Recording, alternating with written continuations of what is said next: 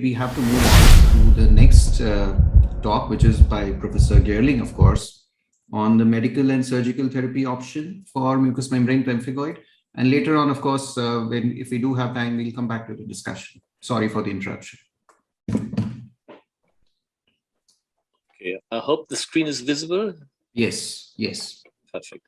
So thank you very much again to the organizer of this meeting to give us the opportunity to have a joint Indian and German symposium on mucous membrane pemphigoid. As I understood from the introduction, mucous membrane pemphigoid is very rarely observed in India. It's very rare in Germany too, as we've learned. But on the other hand, you may have other differential diagnoses which may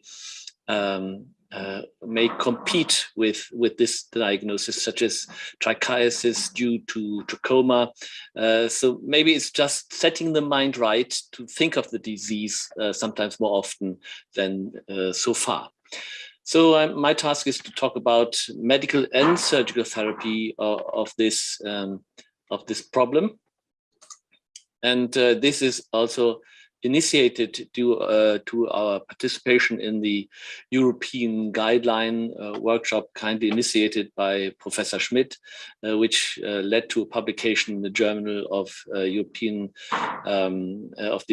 Association of Dermatologists and Venereologists last year. We've already summarized that antibody-based diagnosis has a limited sensitivity in ocular only or monocyte patients. Up to 50% can only be detected or are missed, basically. The progressive disease, however, is leading to irreversible blindness due to dry eye, stem cell failure, corneal neovascularization, lid malpositioning. So in the absence of any differential diagnosis, this clinical picture has to be treated like a proven MMP patient, and this is what I will consider. I'll talk about topical, systemical, and surgical treatment in 3 divisions, and start with topical naturally.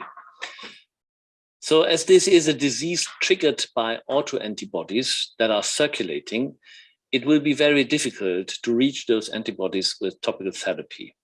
However, one of the most important goals is to stabilize the surface in the presence of the disease, because many patients will develop corneal affections such as an erosion, as you can see here, in this case with a very severe limbitis.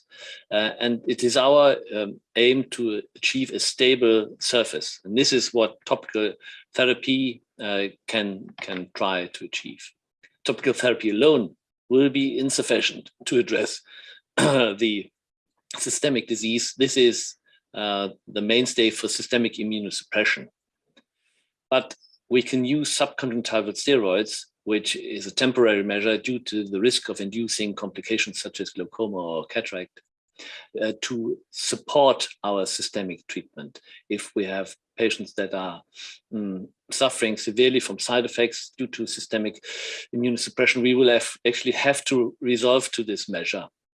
We can use topical cyclosporin or other immunosuppressive drugs, but they have shown little effect in managing the disease.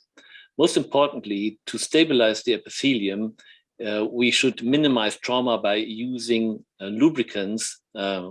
Sometimes also we have to revert to serum eye drops, but all these treatment measures should be unpreserved to avoid additional toxicity due to the preservative. This patient with severe limbitis is already shown, and you can see here that in this case, there's also not only limbitis, but also an overlying epithelial defect. This will not be sufficiently treated with topical lubricants or steroids alone.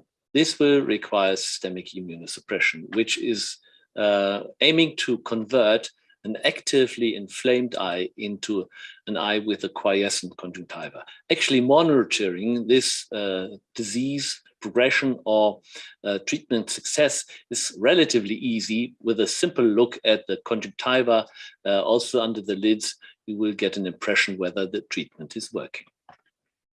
So what are available measures for systemic therapy? In a relatively recent study with more than 380 treatment episodes in 115 patients with mucous membrane pemphigoid, all of the long time available systemic medications were compared. Cyclophosphamide, mycophenolate mofetil, azathioprine, dapsone, sulfapyridine, and steroids are all on the list of suggestions to manage this disease. And as you can see here, the most potent drug, which is cyclophosphamide, was found to most often result in successful management of inflammation. You can also see that several of the drugs, not for all it was reported, had to be stopped again due to side effects from the medication. So in summary of these 380 treatment episodes, 70% of those could be controlled, inflammation could be controlled at 6 months. But again, scarring progressed despite control of inflammation. I think this was mentioned already, in approximately 50% of patients. These are some short excerpts from the new European guidelines, which highlight that dapsone is suggested for mild cases, while more severe cases are often treated first line with methotrexate and azathioprine. But it's important to highlight that initially, as all these drugs need some time to become active, systemic steroids, not only orally, but as a loading dose, sometimes IV, have to be used over 3 months in a tapering fashion until the systemic immunosuppressive drug becomes effective. What about newer drugs, such as biologicals, for example, intravenous immunoglobulins, which regulate receptors and the inhibition of dendritic cells? These are quite important and potent drugs, but they are quite expensive too. So before that, there was rituximab, a lymphocyte antibody directed against the CD20 epitope. Also, other biologicals include infliximab or TNF-alpha blockers. There's a total of 63 studies, including more than 300 patients with mucous membrane pemphigoid, and many of these had ocular involvement. As you can see, sorry for this partly German slide. Again, these drugs were as potent in reducing inflammation and controlling it as cyclophosphamide, around 70%. And this was different between the groups of medications, with TNF-alpha blockers and rituximab being much more rapid in onset compared to intravenous immunoglobulins.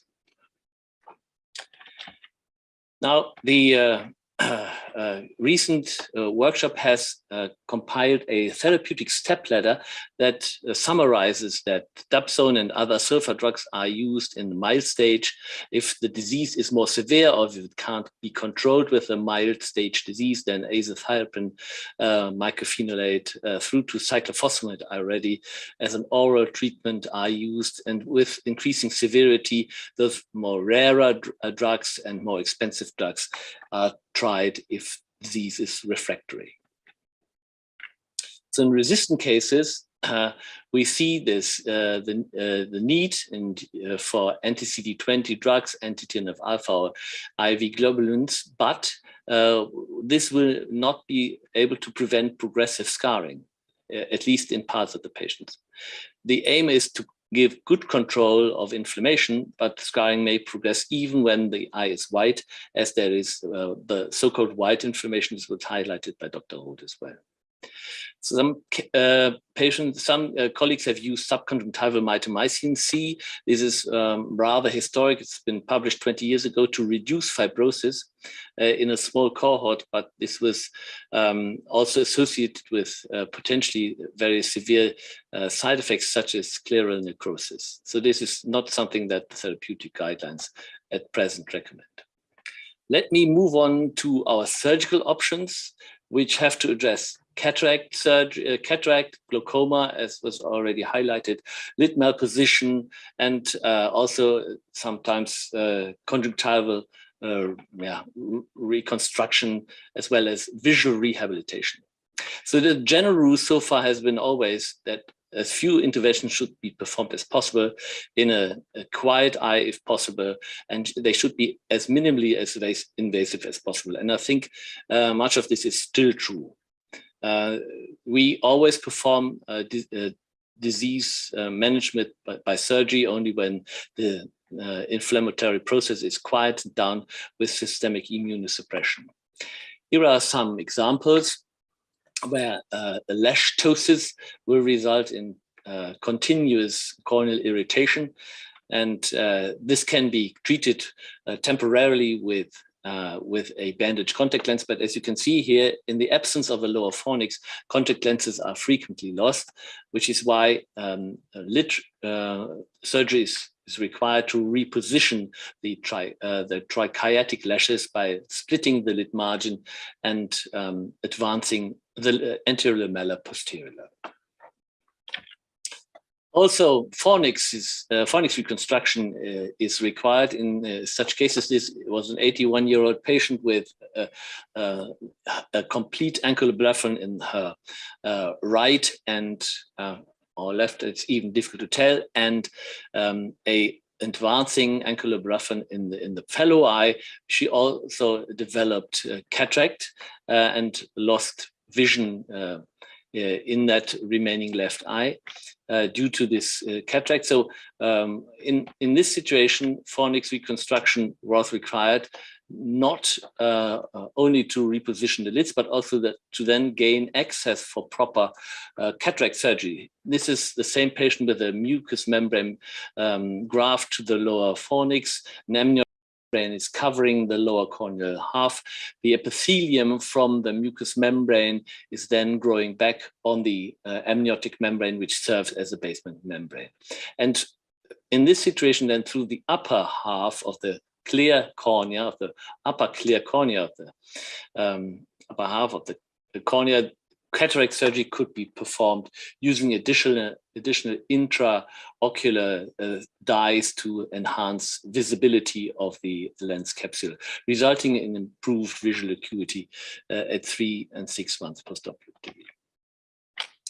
What else can be done for these patients? Now, this is a group which we analyzed with, which all underwent cataract surgery in mucous membrane pemphigoid. And you can see that these cases from preoperatively, when they had very low visual acuity, improved to a best level of 6/12. That's the scale in your country, but later deteriorated again. And this was due to recurrent hyperemia and reactivation of the disease in the long course, which was followed up for 2 years and longer in this cohort. So even if cataract surgery can improve visual acuity in these patients, it is often only temporary. Now, for some patients, then, when their surface is keratinized completely, we have started a keratoprosthesis surgery program, and we use all 3 types of clinically routine keratoprosthesis implants. This is the Boston, osteodonto, and tibia keratoprosthesis, which some look rather similar, but the Boston keratoprosthesis can be easily differentiated because it is not covered with a mucous membrane, an oral mucous membrane, to stabilize the surface.